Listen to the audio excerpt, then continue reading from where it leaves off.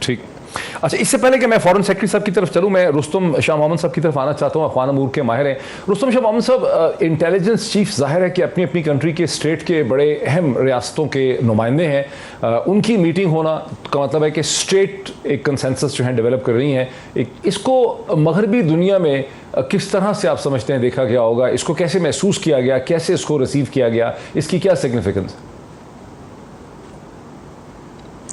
دیکھیے, مغربی دنیا میں اس کو اس فی الحال وقت اس ماحول کے تناظر میں وہ زیادہ اس کو اپریشیٹ نہیں کریں گے, کیونکہ وہ سمجھتے ہیں کہ ابھی تک کوئی انکلوزیو حکومت قائم نہیں ہوئی, اور وہ یہ بھی سمجھتے ہیں کہ طالبان شاید اپنی پرانی پالیسیز پہ گامزن ہیں, اور یہ جو باتیں کر رہے ہیں اس کا ابھی تک وقت نہیں آیا کہ اس کو ہم ٹیسٹ کر لیں کہ یہ پلیجز جو پرامزز وہ دے رہے ہیں وہ اس کو فلفل کریں گے یا نہیں کریں گے.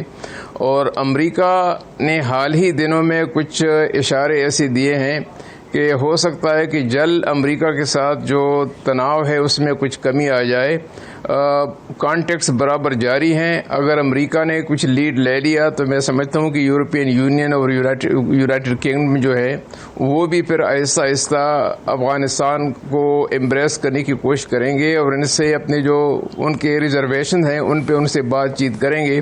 یہ جو انٹیلیجنس چیفز کی یہ جو میٹنگ ہوئی ہے, ایک کوآرڈینیشن میٹنگ تھی, اور حالات کا تقاضا تھا کہ یہ میٹنگ ہو جائے, کیونکہ ایکسٹرا آرڈینری حالات ہیں. تاریخ ہمارے سامنے بنتی جا رہی ہے, ایک نیا پولیٹیکل لینڈسکیپ ہم ایمرج ہوتے ہوئے دیکھ رہے ہیں.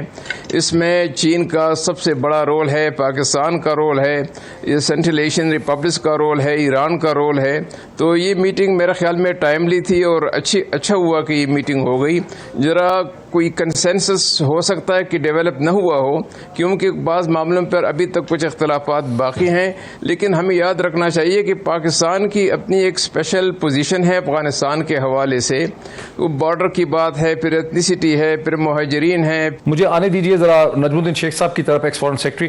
رستم شاہ محمد صاحب, آپ کیا سمجھتے ہیں, مطلب ایک کوئٹ پرو کو ہوتا ہے نا, جب بھی اسٹیٹس ڈیل کرتی ہیں تو کوئٹ پرو کو ہوتا ہے, دونوں سائڈ میں گیو اینڈ ٹیک ہوتا ہے. انڈیا کا تو ہے کہ وہ دینا کچھ نہیں چاہتے, لینا سب کچھ چاہتے ہیں. دیکھیے, پرسیپشنز ویری کرتے ہیں. ہندوستان کی وہاں پہ $3 بلین سے زیادہ انویسٹمنٹ ہے, کاپر مائنز میں بھی, آئل اینڈ گیس میں بھی, اور ہندوستان افغانستان کے راستے انرجی کے جو سر وہ کمٹمنٹس ہیں جو آئل اینڈ گیس کی جو سر وہ کمٹمنٹس ہیں, اصل میں ہوئی نہیں ہے $3 بلین کی انویسٹمنٹ. نہیں ہو گئی, کمٹمنٹس ہیں. نہیں, وہ ڈاکٹر صاحب وہ سارے پروجیکٹس کمپلیٹ ہو چکے ہیں. وہ چاہے سڑک ہو, چاہے پارلیمنٹ بلڈنگ ہو, چاہے ہاسپٹل ہو, سب ڈیلیور کر رہے ہیں, وہ کمپلیٹ ہو چکے ہیں. ابھی اور پروجیکٹس پہ کام جاری ہے. طالبان نے یہ کہا ہے کہ ہم ہندوستان کے ساتھ اچھے تعلقات رکھنے کے خواہش مند ہیں, اس میں ہمیں کوئی شک و شبہ نہیں ہونا چاہیے. اگر ہم اسی طرح افغانستان کو ہندوستان کے اس کے حوالے سے دیکھیں گے تو افغان ناراض ہوں گے. وہاں اس بات پہ شدید ناراضگی پائی جاتی ہے کہ پاکستان ہمیں کیوں فارن پالیسی میں, ہاں یہ ہمارا مطالبہ ہوگا کہ اوورٹلی یا کوورٹلی افغان سرزمین کو کسی حالت میں بھی پاکستان کے خلاف استعمال نہ ہونے دیا جائے, اور اس کو طالبان انشور کریں گے. یہ میں آپ کو یقین دلاتا ہوں کہ طالبان کبھی بھی کسی ایسے اس کا حصہ نہیں بنیں گے جس میں کہ افغان سائل پاکستان کے خلاف استعمال ہو. لیکن اس کے بعد یہ جو ہندوستان نے وہاں انویسٹمنٹ کی ہے, چاہے بہار پورٹ پہ انویسٹمنٹ کی ہے, ان کے جو آئل اینڈ گیس وہ آتے ہیں امپورٹ وہ سینٹرل ایشیا سے افغانستان کے راستے, تو ان کو اپنے جو ریلیشن ہے افغانستان کے ساتھ جو بہت پرانے ہیں, صدیوں پرانے ہیں, وہ برقرار رہیں گے. اس میں شاید ہو سکتا ہے اور بھی تیزی آ جائے, لیکن ہم اگر صرف اسی اینگل سے دیکھیں گے تو لارجر پرسپیکٹو ہم ذرا اس کو ڈسٹارٹ کریں گے, اور اس میں جو تھوڑا بہت گڈ ول رہے گی افغانستان میں وہ بھی بالکل ایروڈ ہو جائے گا. تو ہمیں ان باتوں میں نہیں پڑنا چاہیے کہ افغانستان کے تعلقات چین کے ساتھ کیسے ہوں, روس کے ساتھ کیسے ہوں, ازبکستان کے ساتھ. یہ جو سر رستم شاہ محمد صاحب, یہ جو ایک نیریٹو ہے یہ بڑا امپورٹنٹ ہوتا ہے بیانیہ. ہندوستان کے جو تاریخی تعلقات ہیں افغانستان کے ساتھ وہ اس خطے کی وجہ سے ہیں, پاکستان کی وجہ سے, جو افغانستان کے ساتھ لگتا ہے جو کبھی جو وہ ہندوستان کا حصہ تھا, اب درمیان میں پاکستان بھی ہے. سو پاکستان کے بھی کنسرنز ہوں گے کہ ہندوستان کو جس قسم کی کنسیشنز آگے چاہیے سینٹرل ایشیا کی طرف, وہ اس میں پاکستان کو کیا ملے گا؟ آپ صرف افغانستان کی تو بات نہیں نا, پاکستان بھی ہے درمیان میں.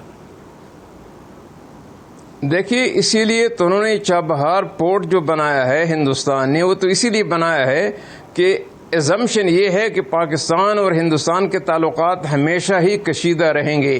تو ایک متبادل رستہ انہوں نے پہلے سے اس کا بندوبست کر لیا ہے, اور اس کی حالت اب یہ ہے کہ پاکستان اور افغانستان کی تجارت تو $2.5 بلین سے کم ہو کے $600 ملین تک آ گئی ہے, اور ہندوستان اور افغانستان کی تجارت $1.3 بلین سے تجاوز کر گئی ہے. تو جو گراؤنڈ ریئلٹیز ہیں میں سمجھتا ہوں کہ ان کو فیکٹر کر کے ہم ذرا پالیسی پر کریں گے تو ذرا وہ زیادہ ڈیوریبل ہوگی, زیادہ سسٹینیبل ہوگی پاکستان کے لیے. افغانستان اور یہ تو افغانستان تو چاہے گا کہ پاکستان اور ہندوستان کے تعلقات بہتر ہوں, تاکہ اب افغانستان اور ہندوستان کے راستے جو تجارت ہونی ہے وہ پاکستان کے راستے ہو جائے, لیکن فی الحال تو یہ ممکن نہیں ہے جیسے حالات ہیں. تو میں سمجھتا ہوں کہ افغانستان کو ان جیسے آپ نے خود اشارہ کیا کہ 2000 سال کی تہذیبی روابط ہیں افغانستان اور ہندوستان اس خطے کے درمیان, تو ان کو دیکھ کے یہ باور ہوتا ہے کہ کوئی بھی چاہے حکومت ہو افغانستان میں وہ ہندوستان کے ساتھ اچھے تعلقات رکھیں گے. اور پاکستان کو اگر اس سلسلے میں کوئی ایسی وہ ہوئی کہ آپ اپنے سائل جو ہے وہ ہمارے خلاف, تو وہ پھر انٹینیبل سچویشن ہے. یہ پاکستان کا حق ہے کہ وہ ڈیمانڈ کرے, اور افغانستان کی ڈیوٹی ہے کہ یہ پرووائڈ کرے کہ افغانستان میں پاکستان کے خلاف کوئی ایسی کسی قسم کی کارروائی کی وہ اجازت نہیں دیں گے, نہ ابھی دیں گے نہ فیوچر میں دیں گے. تو میرے خیال میں اس کو ہمیں اب آگے بڑھنا ہے, ہمیں تو بات کرنی ہے کہ رستم شاہ محمد صاحب, ہندوستان اچھے تعلقات چاہتا ہے, وہاں کی حکومت چاہتی ہے, لیکن آپ دیکھ رہے ہیں کہ گزشتہ یعنی ہمیشہ سے بھی کر رہے ہیں, لیکن 15 دن سے, جب سے 15 اگست کے بعد سے بھی ہندوستان کے تمام ذرائع ابلاغ جو ہیں وہ آگ بھگولا ہیں طالبان کے خلاف, اور شدید نفرت کا وہ مظاہرہ کرتے ہیں, اس میں ہر قسم کی وہ چیز استعمال کرتے ہیں, سچی ہو, صحیح ہو, غلط ہو. کیا افغان طالبان اس سے متاثر ہوتے ہیں؟ کیا اس سے فرق پڑتا ہے؟ کیونکہ افغان طالبان کی طرف سے تو ہندوستان کے خلاف کچھ نہیں کہا جاتا.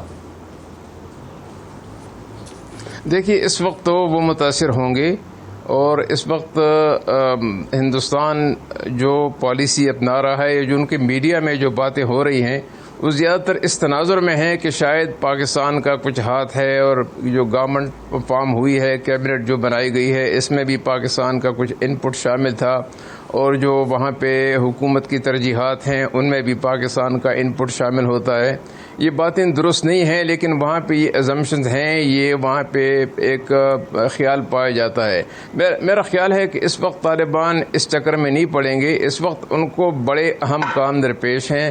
سب سے بڑی بات تو اکانومی کی ہے, وہ سب سے جو زیادہ وہ فوکس کریں گے وہ اکانومی پہ کریں گے. اس کے بعد جو باقی ان کی ترجیحات ہیں کہ یہ جو 40 لاکھ لوگ افغانستان کے اندر جو بے گھر ہیں اس وقت IDPs ہیں, کہ ان کو کیسے بسایا جائے.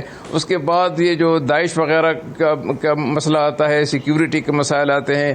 جو ایڈمنسٹریشن ہے وہ پرانی ایڈمنسٹریشن اس وقت چل رہی ہے.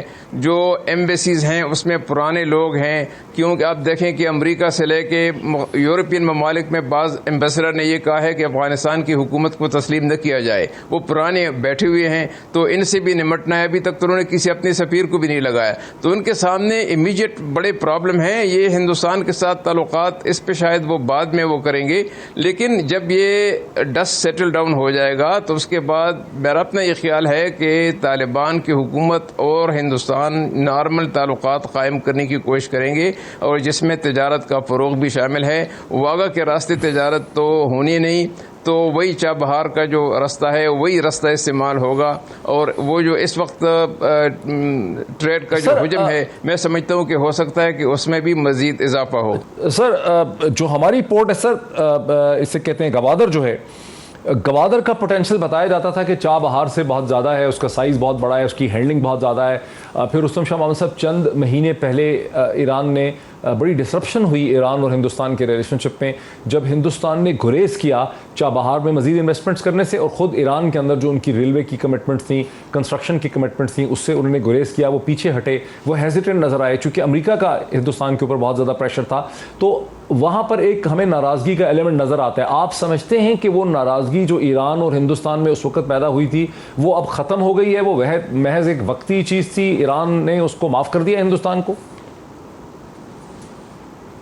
अगर उनका न्यूक्लियर डील जो है दोबारा रिवाइव हो जाता है और ईरान जो है अमेरिका के साथ ताल्लुकात उनकी कुछ नॉर्मलसी की तरफ बढ़ने लगते हैं, जो अभी इंटरनेशनल एटॉमिक एनर्जी कमीशन के जो लोग गए थे उनका और तेहरान के दरमियान एक कंसेंसस इमर्ज होने लगा है और एक एग्रीमेंट शायद होने को है, इसके बाद ताल्लुकात की नौइयत बदल जाएगी। उसके बाद अमेरिका को कोई ऐसा प्रेशर हिंदुस्तान पे नहीं पड़ेगा, तो मेरे ख्याल में उसके बाद हिंदुस्तान और ईरान के ताल्लुकात जो हैं उसमें भी आप तेज़ी देखेंगे।